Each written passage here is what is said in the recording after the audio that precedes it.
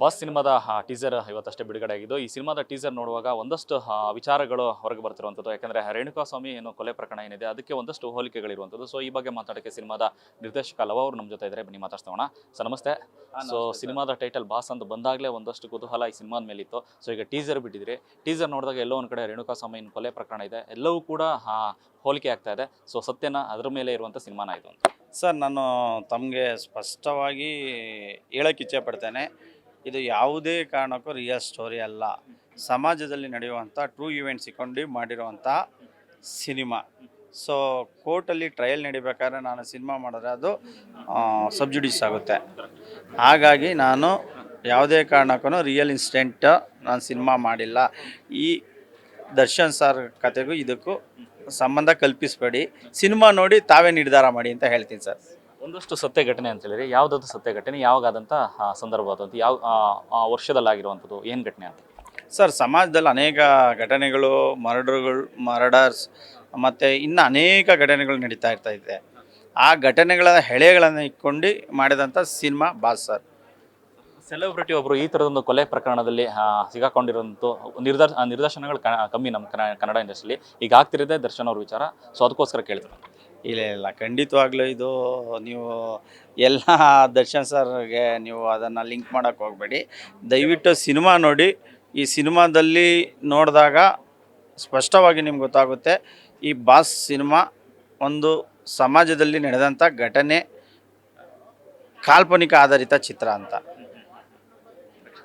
ಈಗ ಒಂದಷ್ಟು ಹೆಸರುಗಳನ್ನ ನೋಡೋದಾದ್ರೆ, ಶಿವಸ್ವಾಮಿ, ಶೀಲಾಗೌಡ ಆಗಿರಲಿ ಅಥವಾ ಲಕ್ಷ್ಮಿ ಆಗಿರಲಿ, ತನುಷ್ ಅನ್ನೋ ಒಂದು ಪಾತ್ರ ಆಗಲಿ, ಎಲ್ಲವೂ ಕೂಡ ಒಂದಷ್ಟು ಸಮನಾರ್ಥಕವಾಗಿ ಬಳಸಿರುವಂಥ ಪದಗಳೇ ಕಾಣಿಸ್ತದೆ.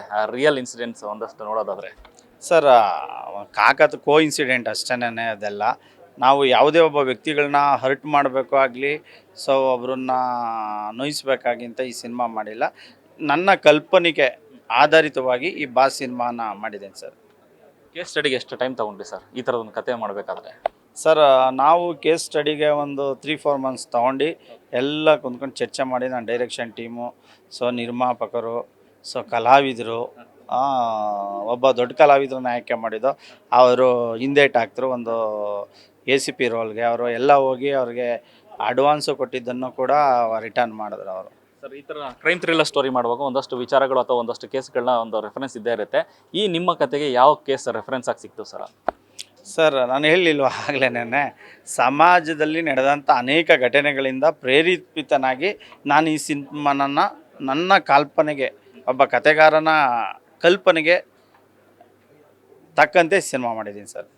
ಕೊಲೆಯಾದಂಥ ವ್ಯಕ್ತಿ ಯಾರು ಅಂತ ಅಂದ್ಬಿಟ್ಟು ಸರ್, ಯಾಕೆಂದರೆ ಅಲ್ಲಿ ಟೀಸರ್ ಆರಂಭದಲ್ಲೇ ಬರುತ್ತೆ, ವಯಸ್ಸಾದ ಅಪ್ಪ ಅಮ್ಮ ಇದ್ದಾರೆ, ನನ್ನ ಹೆಂಡತಿ ಗರ್ಭಿಣಿ ಅನ್ನುವಂಥದ್ದು. ಸೊ ರೇಣುಕಾಸ್ವಾಮಿ ಅನ್ನೋ ಒಂದು ಪಾತ್ರ ಬಂದಾಗಲೂ ಕೂಡ ಅದೇ ಥರ ಅನಿಸುತ್ತೆ. ಇಲ್ಲ, ಅದು ಕೋ ಇನ್ಸಿಡೆಂಟ್ ಆಗಿ ಬಂದಿದೆ. ಬಟ್ ಆ ಕತೆಗೂ ಈ ಕತೆಗೂ ಸಂಬಂಧ ಇಲ್ಲ ಸರ್. ಕೋ ಇನ್ಸಿಡೆಂಟ್ ಅಷ್ಟೇ ಸರ್. ಅಂದರೆ ದರ್ಶನ್ ಅವ್ರ ವಿಚಾರಕ್ಕೆ ಈ ಸಿನಿಮಾಗೂ ಯಾವುದೇ ಸಂಬಂಧ ಇಲ್ಲ ಸರ್. ನಾನು ಅದನ್ನು ನೀವು ಸ್ಪಷ್ಟವಾಗಿ ನೋಡೋದಾದರೆ ಸಿನಿಮಾ ನೋಡಿದಾಗಲೇ ತಮಗೆ ಗೊತ್ತಾಗುತ್ತೆ ಇದು ಇದೆಯಾ ಇಲ್ವಾ ಅಂತ ಹೇಳಿ ಸರ್. ಸರ್, ನೀವು ಕೂಡ ಲಾಯರ್ ಆಗಿದ್ದೀರಿ. ಸೊ ಈ ಥರದ ಕೊಲೆ ಕೇಸ್ಗಳು ಬಂದಾಗ ಎರಡು ಕಡೆನೂ ಸಾಕಷ್ಟು ಸಂಶೋಧನೆ ಮಾಡಿರ್ತೀರಿ, ನಿಮ್ಗೆ ಅಧ್ಯಯನ ಮಾಡಿರ್ತೀರಿ. ಸೊ ಈ ವಿಚಾರದಲ್ಲಿ, ಈ ಥರದೊಂದು ಕೇಸ್ ವಿಚಾರದಲ್ಲಿ ಇಲ್ಲಿ ಹೀರೋ ತಪ್ಪಿರುತ್ತಾ ಅಥವಾ ಬೇರೆ ಏನಾದ್ರು ಸಂಬಂಧಗಳಿರುತ್ತಾ ಅಂತ ಅಂದ್ಬಿಟ್ಟು, ಇಲ್ಲಿ ಹೀರೋಗೆ ಏನಾಗ್ತಾರೆ, ಒಳ್ಳೆಯವರ ಅಥವಾ ಕೆಟ್ಟವರ? ಆ ಪಾತ್ರದಲ್ಲಿ ಒಂದು ಬರುತ್ತೆ ಒಂದು ಡೈಲಾಗ್, ನಾನು ತುಂಬ ಇನ್ನೋಸೆಂಟ್ ಅಂತ, ಅದೇ ಥರ ಇರುತ್ತಾ ಕ್ಯಾರೆಕ್ಟರ್? ಸರ್, ನಮ್ಮ ಸಿನಿಮಾದಲ್ಲಿ ಯಾವುದೇ ಆಗಲಿ ಹೀರೋಗಳು ಒಳ್ಳೆಯವರು ಅಂತಲೇ ತೋರಿಸ್ಬೇಕು. ಹಾಗಾಗಿ ಇದನ್ನು ನೀವು ಸಿನಿಮಾ ನೋಡಿ, ಸಿನಿಮಾ ನೋಡಿದಾಗ ನಿಮಗೆ ಸ್ಪಷ್ಟವಾಗಿ ಗೊತ್ತಾಗುತ್ತೆ ಏನು ನಡೆದಿದೆ, ಏನು ನಡೆದಿಲ್ಲ ಅಂತ ಹೇಳಿ ಸರ್. ನೀವು ರೆಫರೆನ್ಸ್ ತಗೊಂಡಿರುವಂಥ ಒಂದಷ್ಟು ಕೇಸ್ ವಿಚಾರಗಳಲ್ಲಿ ಒಂದಷ್ಟು ಲೂಪ್ ಹೋಲ್ಸ್ಗಳು ಏನಾಗಿದೆ ಅಥವಾ ಸೆಲೆಬ್ರಿಟಿಯನ್ನು ತಗ್ಲಾಕೋ ಒಂದಷ್ಟು ಕೆಲಸಗಳಾಗಿದೆ ಅನ್ನೋವಂಥದ್ದು ಈ ಸಿನಿಮಾದಲ್ಲಿ ತೋರಿಸಬಹುದಾ? ಏನಾದ್ರು ಕೆಲಸಗಳಾಗಿದೆ ಅದು? ಡೆಫಿನೆಟ್ಲಿ ಇದೆ. ಕೆಲವು ಮಿಸ್ಟೇಕ್ಗಳು ಮತ್ತು ಕೆಲವು ಇನ್ಫ್ಲೂಯೆನ್ಸ್ಗಳು ಇಲ್ಲಿ ನಡೆದಿರೋದು ನನ್ನ ಸಿನಿಮಾದಲ್ಲಿ ಬರುತ್ತೆ. ಸತ್ಯಮೇವ ಜಯತೆ ಅನ್ನೋ ಸಬ್ ಟೈಟ್ಲು ಹೀರೋಗೂ ಅಥವಾ ಕೊಲೆ ಆದವ್ರಿಗೆ? ಅದನ್ನು ತಾವು ಸಿನಿಮಾ ನೋಡಿದ್ರೆ ಗೊತ್ತಾಗುತ್ತೆ. ಅದನ್ನು ಸಿನಿಮಾ ನೋಡಿದ್ರೆ ತಮಗೆ ಸ್ಪಷ್ಟವಾಗಿ ಗೊತ್ತಾಗುತ್ತೆ ಸರ್. ಕಥೆ ಅಂತೂ ನೀವು ಬಿಟ್ಕೊಡ್ತಿಲ್ಲ, ಬಟ್ ಎಲ್ಲ ಒಂದು ಕಡೆ ಈ ಥರದೊಂದು ಸಿನಿಮಾ ಬಾಸ್ ಟೈಟಲ್ ಅಂತ ಇಟ್ಕೊಂಡಾಗ ಅಭಿಮಾನಿ ವರ್ಗದಲ್ಲಿ ಒಂದಷ್ಟು ಕುತೂಹಲ ಅಂತ ಒಂದು ಕ್ಯೂರಿಯಾಸಿಟಿ ಇದ್ದೇ ಇರುತ್ತೆ. ಸೊ ಅಭಿಮಾನಿಗಳ ಕಡೆಯಿಂದ ಬಂದಂತ ಏನಾದರೂ ಆ ಕಡೆಯಿಂದ ಏನಾದರೂ ಈ ಸಿನಿಮಾದ ಕಥೆ ಏನು ಸರ್ ಅಂತಾನೆ ಹೇಳಿ ಅಂತಾನೆ ಕೇಳ್ಕೊಬಂದ್ರ ಅಥವಾ ನಿಮ್ಮನ್ನ ಭೇಟಿ ಆಗಿದ್ದೀರಾ, ಏನಾದರೂ ಆಯ್ತು ಆ ಥರದ ಕೆಲಸಗಳು? ಇಲ್ಲ, ಆ್ಯಕ್ಚುಲಿ ನನಗೆ ಡಿ ಬಾಸ್ ಫ್ಯಾನ್ಸೇನೆ ಎಲ್ಲ ಫ್ರೆಂಡ್ಸ್ಗಳನ್ನು ಕೂಡ. ನನ್ನ ಸ್ನೇಹಿತರು ಕೆಲವರು ಎಲ್ಲ ಸಂಘದಲ್ಲಿ ಅಧ್ಯಕ್ಷರಾಗಿದ್ದಾರೆ, ಕೆಲವರು ಫ್ಯಾನ್ಸ್ಗಳು ನನ್ನ ಹತ್ರ ಕೆಲಸ ಮಾಡೋರು ಅಭಿಮಾನಿಗಳಿದ್ದಾರೆ. ನಾವು ಯಾವತ್ತೇ ಆಗಲಿ, ನಾನು ಕೂಡ ಡಿ ಬಾಸ್ ಫ್ಯಾನೇನೆ. ಯಾವುದೇ ಒಬ್ಬ ವ್ಯಕ್ತಿಗೆ ಹಾಗಂತ ಹೇಳಿ ಯಾವುದೇ ಒಬ್ಬ ವಿಕ್ಟಿಮ್ಗೂ ಕೂಡ ನಾವು ಮನನೊಯಿಸೋದಿಲ್ಲ. ಸೊ ಒಂದು ಕಾಲ್ಪನಿಕ ಕತೆ ಅಂತ ನಾನು ಇದನ್ನು ಹೇಳ್ತೇನೆ ಸರ್.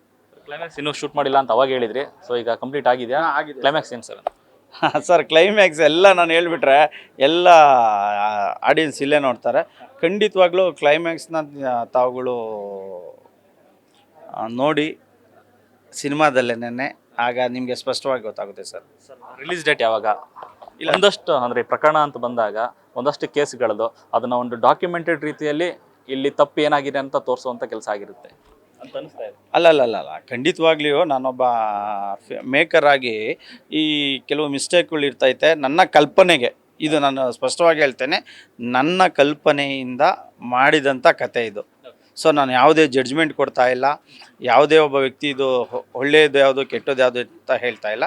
ಸೊ ನನ್ನ ಇಮ್ಯಾಜಿನೇಷನ್, ನನ್ನ ಫಿಕ್ಷನ್ ಏನಿದೆ ಅದನ್ನು ತೊಗೊಂಡು ಸಿನಿಮಾ ಮಾಡಿದ್ದೇನೆ. ರಿಲೀಸ್ ಯಾವಾಗ? ಸೆನ್ಸರ್ ಅದಾದಮೇಲೆ ಖಂಡಿತ ನಾನು ಹೇಳ್ತೀನಿ ಸರ್. Thank you sir. ನೋಡಿರಲಿಲ್ಲ, ಇದಿಷ್ಟು ಲವರ್ ಮತ್ತು ಕ್ಯಾಮ್ರಾ ಪರ್ಸನ್ ರೋಷನ್ ಜೊತೆ ಲೋಕಸ್ ಫಸ್ಟ್ ಬೆಂಗಳೂರು.